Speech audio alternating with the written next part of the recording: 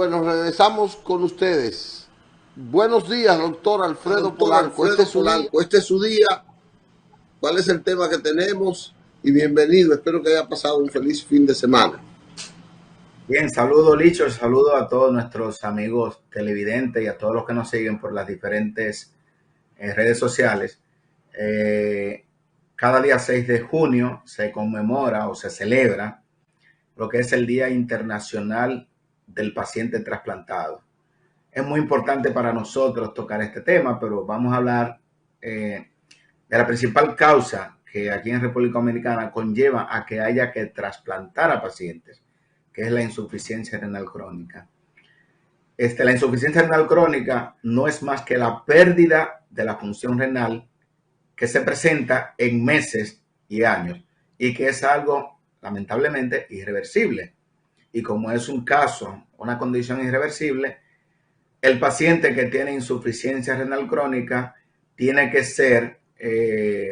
recibir una de las 3 terapias o tratamientos que existen para este paciente, que son la hemodiálisis, la diálisis peritoneal y el trasplante renal.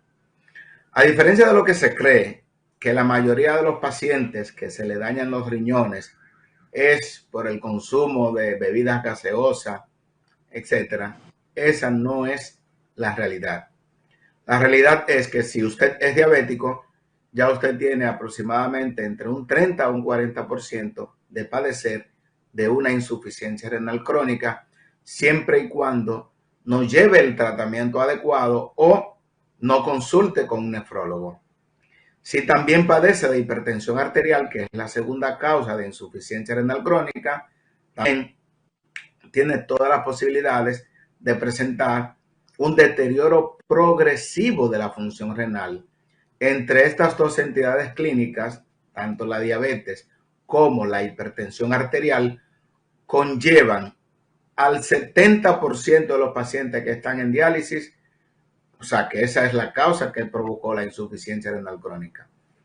Otras enfermedades menos frecuentes son la poliquistosis renal, una enfermedad que se caracteriza por quistes en los riñones, y otra, una enfermedad inmunológica, que son las enfermedades glomerulares.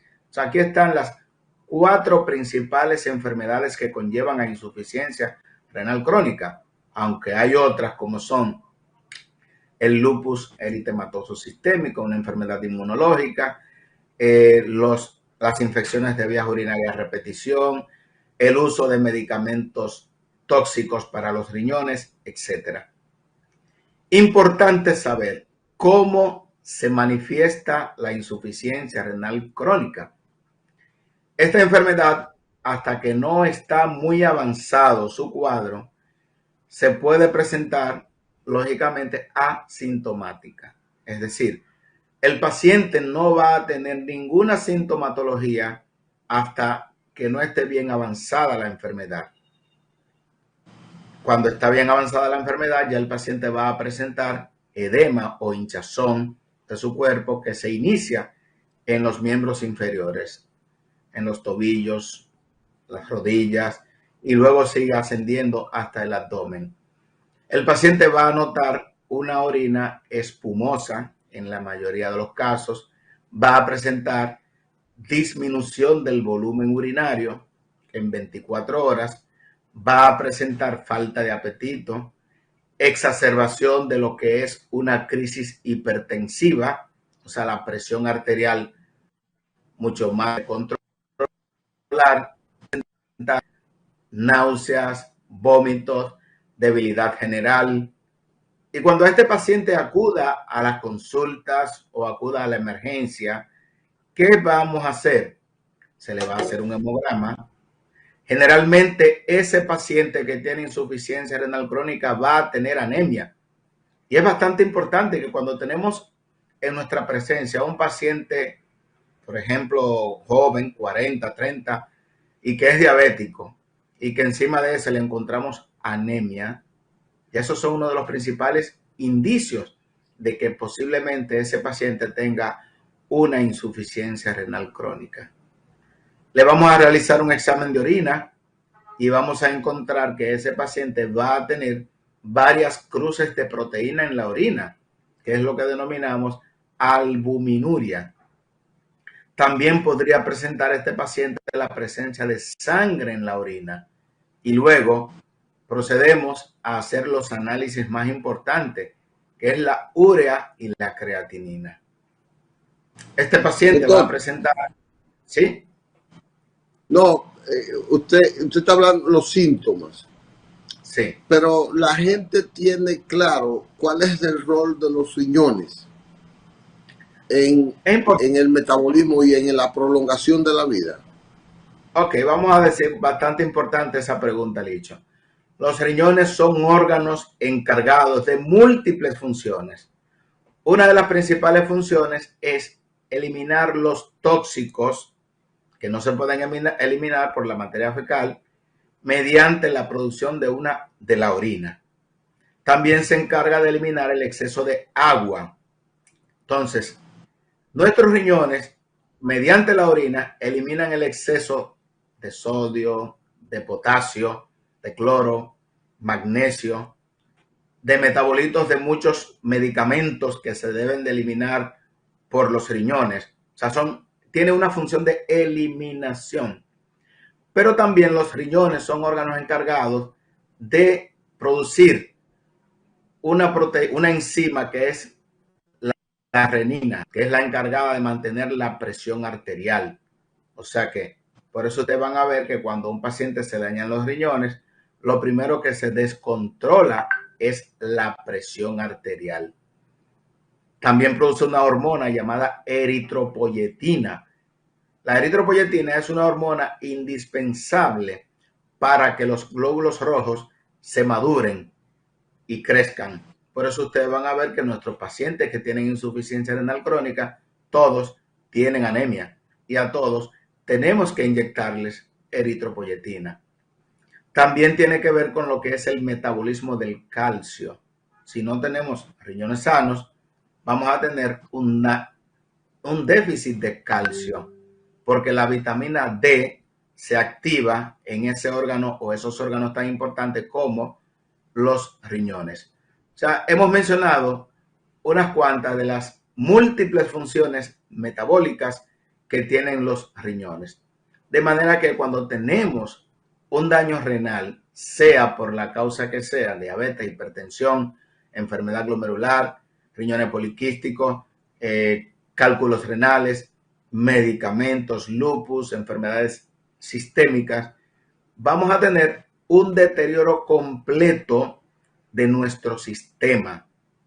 Es por eso que cuando un paciente tiene insuficiencia renal crónica, que vemos, por ejemplo, cuál fue la causa, le decimos claramente que el manejo de la insuficiencia renal crónica debe de ser multidisciplinaria. ¿Por qué? Porque generalmente fue secundario a algún tipo de enfermedad, como la diabetes o la hipertensión. ¿Dónde debería ir, doctor? ¿Dónde debería ir el paciente cuando siente esos síntomas que debe sospechar? Sí, ese paciente puede ir incluso a una emergencia, porque el emergenciólogo va a llamar inmediatamente al nefrólogo. Por ejemplo, en esta semana, en un centro de salud donde trabajo, me llamaron en varias ocasiones por algunos casos de insuficiencia renal. Tuve un caso de una adolescente de 18 años con problemas importantes de los riñones, porque creemos, Licho, y nuestro público, que la insuficiencia renal crónica es algo exclusivo de pacientes adultos, de ancianos. No, tenemos a niños, tenemos adolescentes que están recibiendo tratamiento de diálisis por un daño renal irreversible. Claro está que las principales causas, como dijimos anteriormente, son la diabetes y la hipertensión arterial, pero nadie está exento de tener o no tener algún tipo de enfermedad renal crónica. Cuando a ese paciente se le realiza el examen de orina, ya nosotros con el simple hecho de ver las alteraciones que vamos a encontrar en ese examen de orina, como son la presencia de albúmina, la presencia de glóbulos rojos, la presencia de glóbulos blancos, la presencia de cilindros, cristales, etcétera, porque miren que el examen de orina es bastante amplio. Ustedes ven esa hojita y son muchos los datos que tienen y que deben de ser interpretados por el médico general o el médico especialista, en este caso el nefrólogo, y ahí vamos a determinar qué otros tipos de pruebas tenemos que hacer para llegar a un diagnóstico de la causa, porque es importantísimo nosotros saber qué ha llevado a ese paciente a una insuficiencia renal crónica, porque podríamos tener un trastorno familiar, como es el caso de los riñones poliquísticos, que cuando el padre o la madre tienen esa enfermedad, que es la poliquistosis renal autosómica dominante, cada hijo que tenga tiene un 50% de tener la enfermedad. Y si ese hijo tiene la enfermedad de los riñones poliquísticos, es hereditaria. Sí, es hereditario, va a tener una insuficiencia renal crónica. Igualmente, si soy diabético y he tenido daño de los riñones a consecuencia de la diabetes, ese es un factor de riesgo para que mis hijos, mis descendientes, tengan una insuficiencia renal crónica. De manera que es bastante importante nosotros hacer una buena historia clínica al paciente, realizar un buen examen físico y tener el diagnóstico de la enfermedad renal crónica. Cuando tenemos al paciente ya diagnosticado con la enfermedad renal crónica, dependiendo del estadio en que se encuentre, que va desde el estadio 1 al estadio 5, generalmente los pacientes que tienen síntomas están en el estadio 4 o 5, a ese paciente se le debe de plantear las diferentes modalidades de tratamiento que existen. Hasta ahora no existen más de 3 tratamientos para los pacientes que tienen ya insuficiencia renal crónica estadio 5, y el más utilizado es la hemodiálisis, que mediante la hemodiálisis a un paciente se le hace una fístula arteriovenosa si llega con tiempo, o se le coloca un catéter yugular para que reciba el tratamiento de hemodiálisis, mediante el cual una máquina de diálisis le va a extraer el exceso de agua y los tóxicos. El otro tratamiento es la diálisis peritoneal, donde se le coloca al paciente a través en el abdomen un catéter y se le infunde una solución cada cierto tiempo y se le va extrayendo ese líquido y ese líquido va eliminando los tóxicos. Y el más adecuado, el que todos quisiéramos que nuestro paciente tuvieran, es el trasplante de riñón. A propósito de que un día como hoy, o sea, cada 6 de junio, se conmemora lo que es el Día Internacional del Paciente Trasplantado.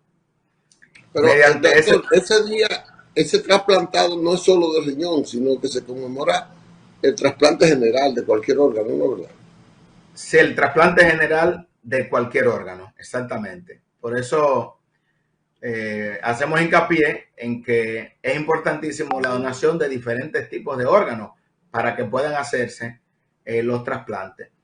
Traemos este tema porque en República Dominicana es un país donde se hace trasplante, pero tenemos poca cultura de donación. Por ejemplo, tenemos estadísticas internacionales donde en España, por ejemplo, en el año 2020, a pesar de estar en pandemia, se trasplantaron más de 4.400 pacientes de diferentes órganos, pero el principal órgano trasplantado fue el riñón. Pero se hacen trasplantes de pulmones, de páncreas, de córneas, que es un trasplante que aquí también se hace.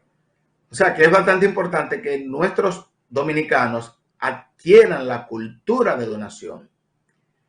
¿Qué se logra con un trasplante? Por ejemplo, existen 2 tipos de trasplante. El trasplante de donante vivo relacionado y el trasplante de cadáver. El trasplante de donante vivo relacionado garantiza una viabilidad de ese órgano trasplantado por un periodo de tiempo mayor. Es decir, si yo tengo una insuficiencia renal crónica, ya estoy en diálisis hasta que no consigo un trasplante, y por eso nosotros estimulamos a nuestros pacientes que dicen, no, pero que yo no quiero dializarme porque la diálisis, no, la diálisis es el tratamiento más utilizado a nivel mundial. Aproximadamente 2 millones de pacientes en todo el mundo reciben terapia de diálisis y eso le permite al paciente esperar que aparezca un donante que puede ser un familiar o un donante de cadáver.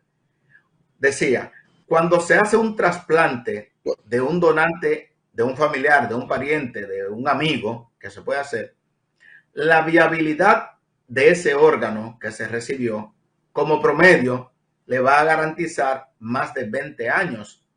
O sea, que es bastante importante, aunque tenemos casuística de pacientes. La vida que al trasplantado.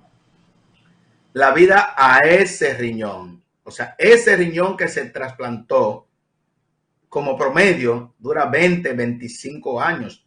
Ahora, ese riñón se daña, pero cuando ese riñón se daña, se puede hacer otro trasplante y otro trasplante y otro trasplante. O sea que por eso es una ventaja de que el paciente hoy se trasplante, porque el que se trasplantó hoy, por ejemplo, con un donante de cadáver que dura entre 15 años, alrededor de 15 años, usted no sabe cómo estaremos en el futuro dentro de 15 años, cómo estará la ciencia de avanzada dentro de 15 años. Entonces, por eso yo les exhorto a mis pacientes y a todos nuestros pacientes que están recibiendo terapia de diálisis, que no se desanimen, que mantengan siempre esa actitud positiva para el trasplante. Esos pacientes que están en lista de espera en los diferentes centros de salud, Secanot, Plaza de la Salud, Hospital José María Cabral Ibáez de Santiago, Fundación Vaquero, etcétera.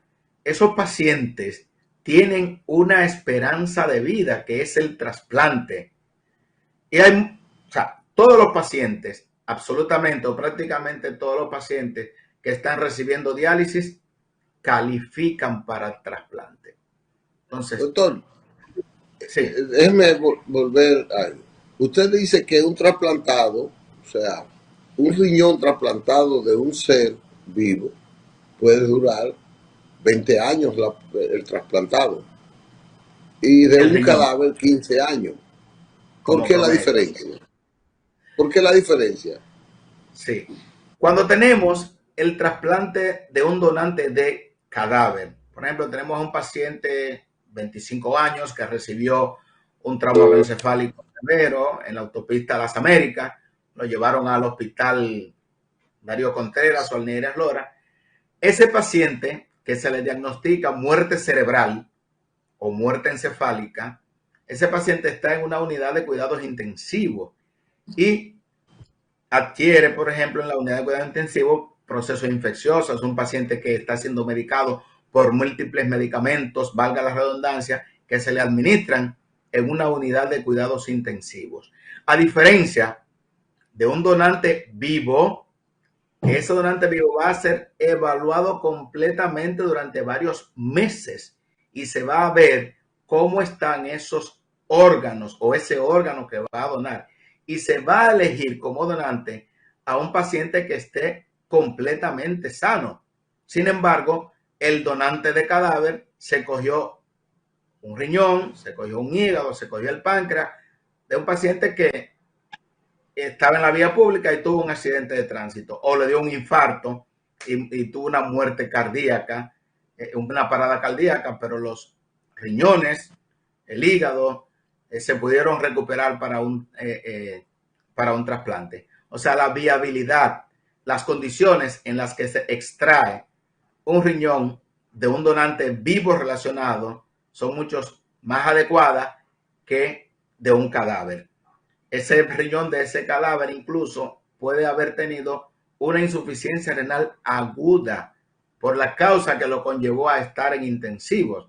O sea, no estamos hablando de un paciente que ha sido evaluado previamente para que se le haya extraído ese órgano.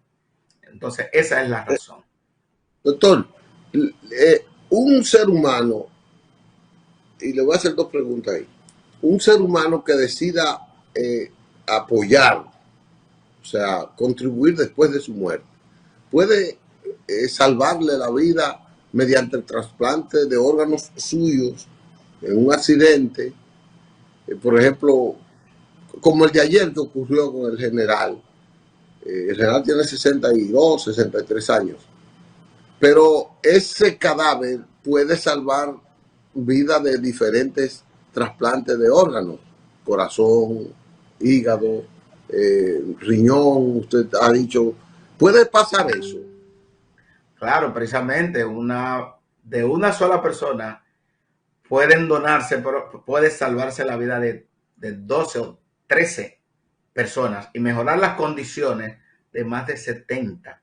Porque, por ejemplo, podemos hacer los 2 riñones, los 2 pulmones, el corazón, el hígado, el páncreas, las córneas.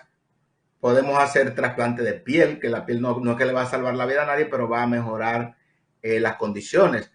O sea que se pueden hacer diferentes tipos de trasplante con una sola persona. Entonces, de ahí la importancia de que nosotros tengamos esa cultura de donación. Pero ¿qué ocurre? Que en nuestro país, cuando el equipo de trasplante, los que van a captar el órgano, se acercan al familiar, al pariente, a la madre, al padre, al hermano, a la esposa, a la novia, de ese cadáver, porque vamos a llamarle así, que está en la unidad de cuidados intensivos, que se le hicieron todo tipo de estudios pertinentes y arrojó que hay muerte cerebral o muerte encefálica, ese paciente no es recuperable.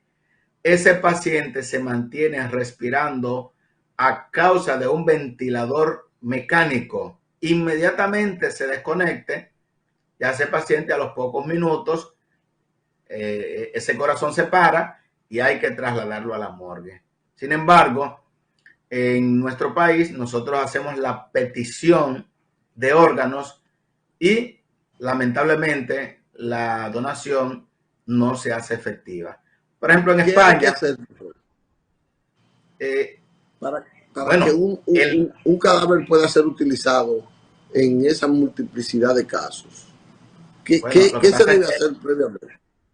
si el cadáver pertenece al pariente, al padre, a la madre, Correcto. entonces se le hace la solicitud al pariente más cercano. Y si estos parientes se niegan, ya lamentablemente no hay una ley que establezca que el cadáver pertenece al Estado, porque de ser así, pues habría muchos trasplantes. Hay países donde usted no manda ya cuando ese paciente ya falleció, pues se toman los órganos para ese paciente que está en la lista de espera. O sea que aquí lo que nosotros tenemos que hacer es crear conciencia en la población. Por ejemplo, cuántos pacientes, y ya lo hemos hablado mucho, en el 2020, en plena isofacto, en la vía pública, hubo 1.730 y tantos pacientes que murieron en la vía pública por accidente de tránsito, pero en total hubo más de 3.000 pacientes que murieron por accidente de tránsito. O sea que los demás pacientes fallecieron en centros de salud y muchos de esos pacientes presentaron muerte encefálica que eran potencialmente donantes de órganos. Pero, lamentablemente, o sea, te estoy hablando de las estadísticas recientes. Lamentablemente no tenemos esa cultura de donación. Por ejemplo, en España es de 37 la donación por cada millón de habitantes.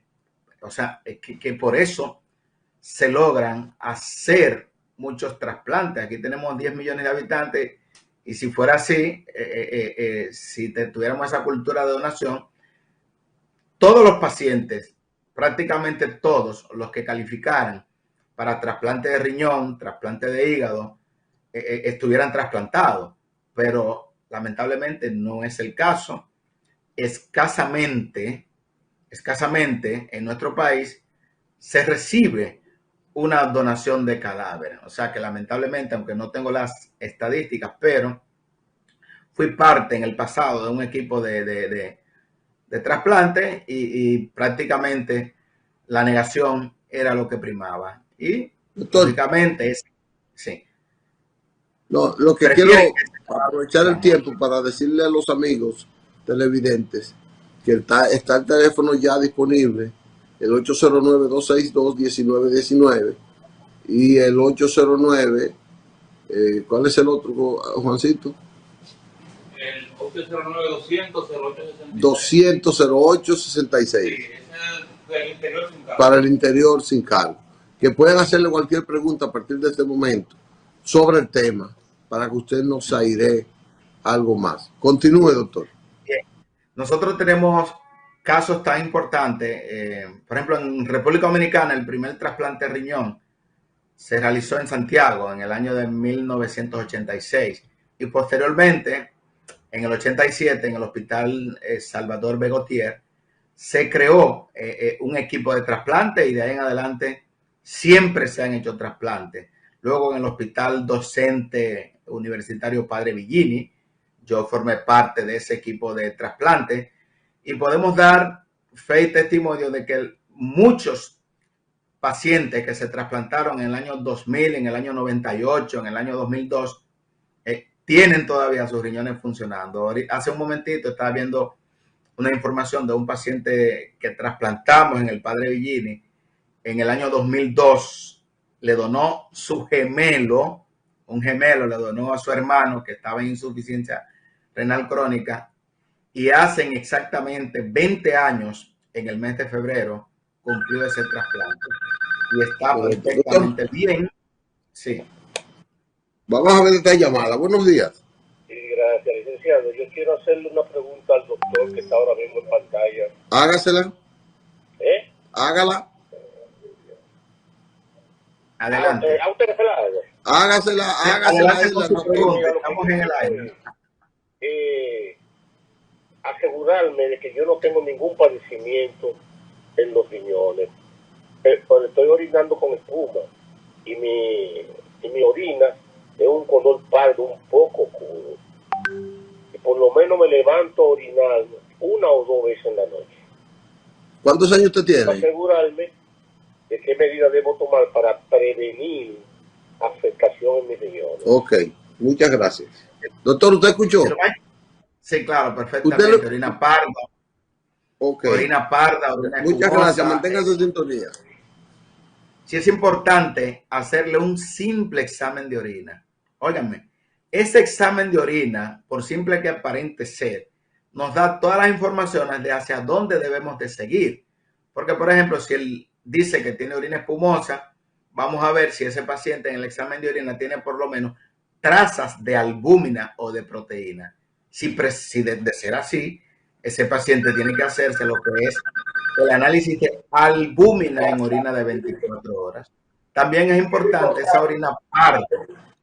Muchas veces es a causa de sangre en la orina, una hematuria macroscópica. O sea que es importantísimo comenzar por el examen de orina y luego de ahí eso determinará qué otros estudios ha de realizar. Vale. Sí, buenos días, tenemos otra llamada, doctor. ¿Aló? Doctor. Sí. ¿Se escucha? Sí, se escucha. Sí, mi nombre es Daniel Gómez. Yo soy un paciente de diálisis. Y mi creatinina está en 14. También la causa de mi daño en los riñones es un mieloma múltiple. ¿Podría yo trasplantarme un riñón con ese problema? Ok. Muy interesante esa pregunta. Sí, perfecto. Muy interesante esa pregunta. Se han hecho trasplantes a pacientes con riñón del mieloma. El mieloma múltiple es una neoplasia de la médula ósea. Entonces, antes de ese paciente ser trasplantado de riñón, lo primero que se hace es un trasplante de médula ósea. Y hay casuísticas de pacientes que se le ha hecho el trasplante de médula ósea, se corrigió el problema del mieloma, porque el paciente que se le ha dañado el riñón por esta enfermedad es porque esas proteínas que se producen en el mieloma múltiple van a dañar el riñón. Entonces, si se trasplantare sin hacerle trasplante de médula ósea de riñón, entonces ese riñón tendría a dañarse. Entonces, por eso es importante un primer trasplante de médula ósea. Mientras tanto, lo que amerita es la terapia de hemodiálisis continua. Sí, pero no se puede descartar. Ok, muchas gracias. Entonces, él te dice que tiene que trasplantarse, él está ya en hemodiálisis. Correcto. Si él se hace el trasplante de médula, como quiera tendría que trasplantarse. Simplemente para que no se dañe. Claro, porque por ejemplo él tiene ya una insuficiencia renal crónica, probablemente secundario a infecciones de insuficiencia renal aguda a repetición, que es lo que provoca el mieloma múltiple. O sea, aproximadamente del 40 a 60% de todos los pacientes que tienen esa entidad clínica, esa neoplasia llamada mieloma múltiple, van a presentar una insuficiencia renal crónica. Entonces, por eso, estos casos se llevan en conjunto el hematólogo con el nefrólogo. Se ponen de acuerdo si se puede hacer, si se logra hacer un trasplante de médula ósea, pues ya habría pocos inconvenientes para un trasplante renal. Entonces, por eso que nosotros decimos por este medio, es difícil el paciente que no califique para un trasplante renal. Y es como dicen nuestros colegas españoles. O sea, todo paciente que tenga una expectativa de vida de 2 años o más, ya es un paciente que califica para recibir un trasplante renal. Correcto. Y con respecto un mensaje final. Bien, con respecto a nuestros médicos, colegas, trasplantólogos, nosotros tenemos aquí en República Dominicana equipos de trasplante. O sea, porque muchas personas se encuentran como, wow. O sea, desde el año 86, como dije, que se hizo el primer trasplante, o sea, tenemos equipos que cada día nos hemos ido especializando en diferentes litorales del mundo, o sea, básicamente en España, en Estados Unidos, etcétera. De manera que nosotros exhortamos a la población que tiene insuficiencia renal crónica a ir a sus terapias de diálisis, porque ese paciente es el paciente que se va a utilizar para el trasplante. Si no hay paciente, no hay trasplante. Si usted no se dializa, posiblemente usted no llegue a ser trasplantado. Entonces, por eso es que exhortamos a la población a que acuda a su terapia de sustitución renal de hemodiálisis. Y a los donantes, doctor, muchas gracias. Vamos a convertirnos en donantes, por favor. Ese es un mensaje final. Bueno, hasta el próximo lunes, si Dios quiere. Muchas gracias y siempre con estas enseñanzas que usted nos da por aquí, por este programa, en términos de la orientación médica que usted cada lunes trae aquí. Que tenga una feliz semana, doctor. Muchas gracias, igualmente. Bien, vamos a una pausa y volveremos entonces con otro tema ya del programa.